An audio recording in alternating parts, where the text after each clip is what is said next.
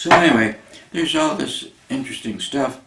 And someday, like, Martin Luther got fed up with the Catholic Church. He was a priest, I think, Martin Luther. And so he noticed that the church was selling indulgences and engaging in all kinds of things that he felt were demeaning of what was supposed to be the continuation of the ministry of the Jewish boy called Jesus. So he went to the church and posted what became known as the Protestant.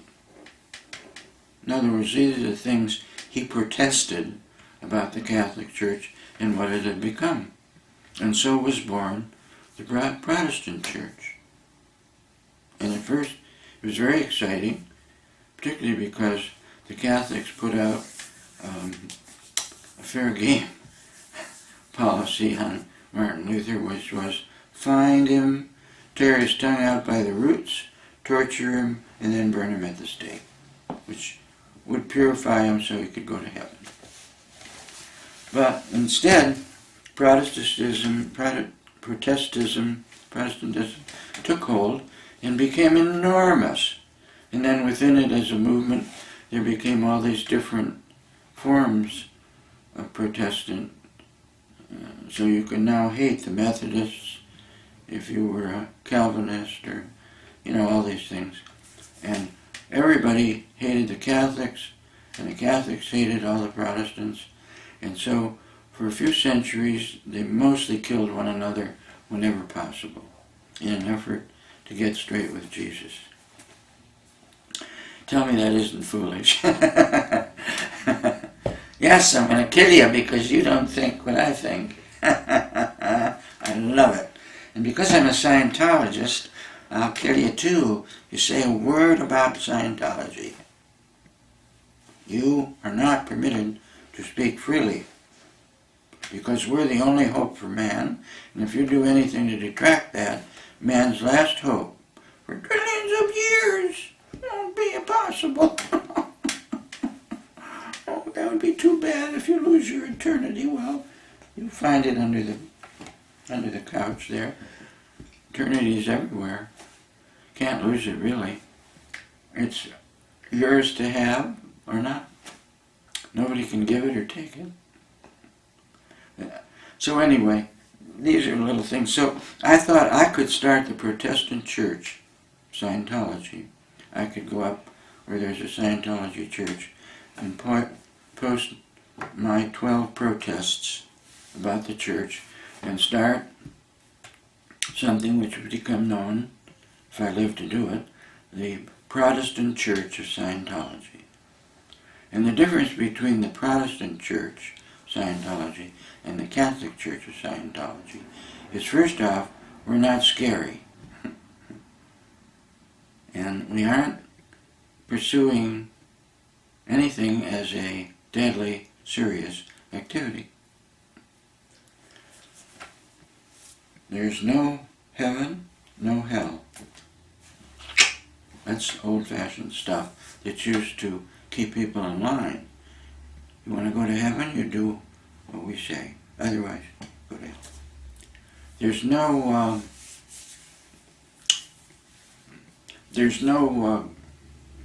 business chart for you. There's just the church exists so that if you want to try out some of this stuff and see if you find it helpful, you can. It isn't based on payment in advance, or if you don't like it, you're a suppressive person, or any of that stuff. There's no such thing.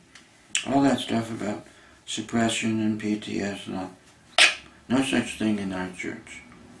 And you are encouraged to speak freely. Yeah, it's okay. You can say, well, I don't think so, or any of that stuff, and you won't be crucified or burned at the stake, or and your family will not be destroyed by this church. If you happen to like it and somebody else doesn't, it's okay. You'll be able to continue to communicate with your friends and relatives who are all SPs and be in the church too. Because there isn't anything in my Protestant church, the one I'm going to start, that can be harmed in any way by anybody or anything. Except perhaps the Catholic Scientology church, which would probably come after me with guns and bullets and gosh knows what. But I've seriously, see how easy that is? I've not seriously speculated on starting and incorporating something called the Protestant Church of Scientology, which would be, in its hopes and dreams and aspirations, not that dissimilar to what Ron came up with in 1954 with the creed of Scientology, the church.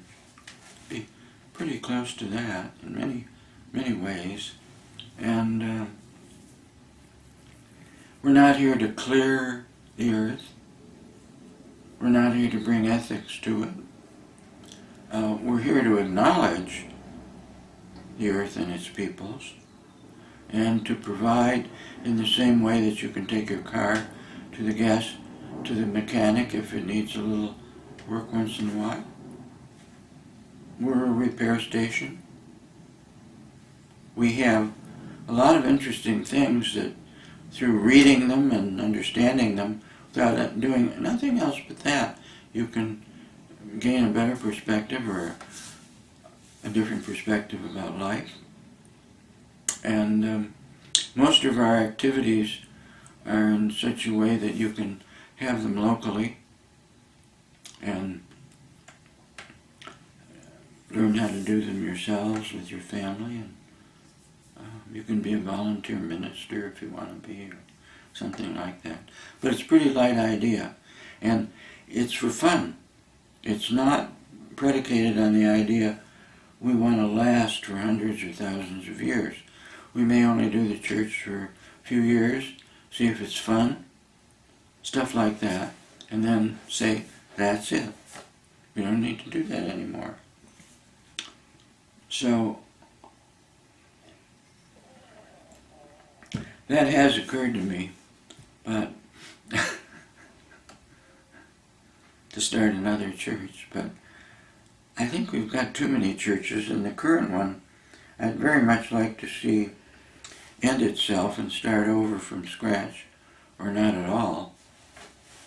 I don't think we really need another religion in which to keep people separated and as enemies, and can't talk to your family and still be in the church, and if you know that terrible stuff, which is hangovers from earlier sick old religions that have gone so serious and so solid and so money motivated and so crazy that if it weren't for implanting children, successive generations, these other older churches wouldn't last a minute. They count on members, adults, to pass the implant on to the children in such a way that the children feel it's my only hope for salvation.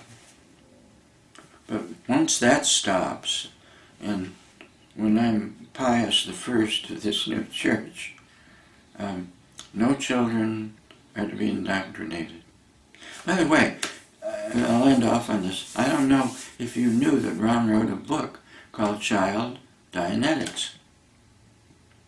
I don't know many people that know about that, but he did. And one of the foremost things in the book, it's not a very thick book either. It's not like Dianetics, Mind, Science, Mental Health. It's not that thick. And he said when you give something to a child, like a toy or furniture or something, if you want them to stay sane about things in the physical universe, you must allow them to do with that thing you've given them, to make it their own.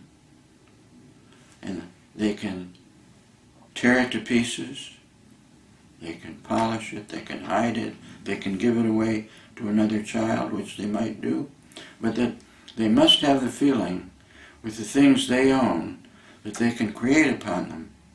They can own them, give them away, destroy them, paint them over, break them up, but do anything they want, because then they become sane over other aspects of the physical universe. Their sense of havingness and ownership will help keep them sane, whereas if you say to them, you must put your toys away now, you take care of that toy, because if you do anything to it, I'm going to take it away from you. And no, you may not give that to another child. And remember, I gave that to you, and I'm going to take it away. And if you don't keep it, and if you break your doll, I'm never going to give you another one. And you must learn, in other words, to become a caretaker like you adults are, where their physical possessions become more important to be polished and cared for and looked after than people. I find many adult people have their car, their automobile, and keeping it polished and clean is more important than keeping themselves polished and clean. So in our world today, we find many people are like handmaidens, or their life consists of taking care of their physical possessions. And that's what they're known by. See my big house and my big car and my big this and my this.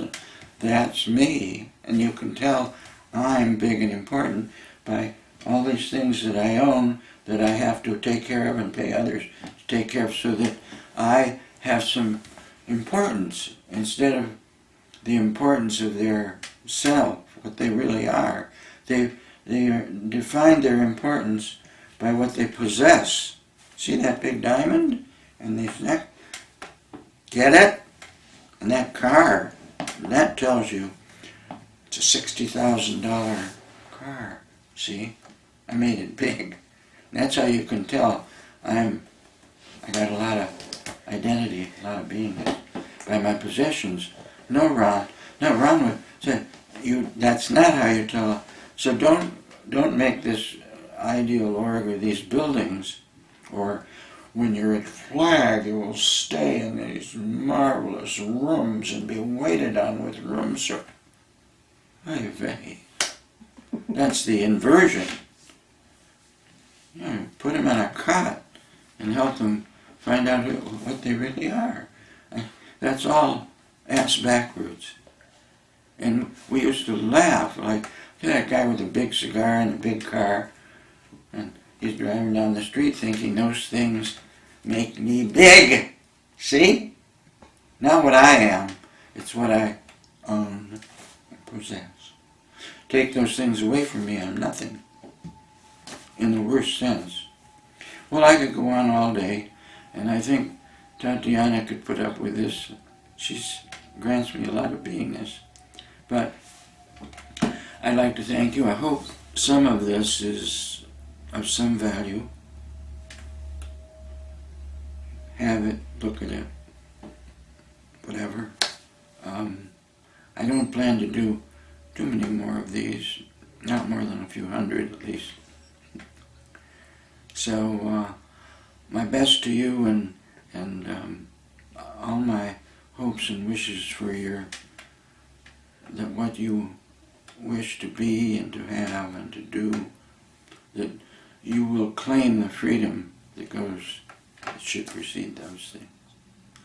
Thank you, and goodbye.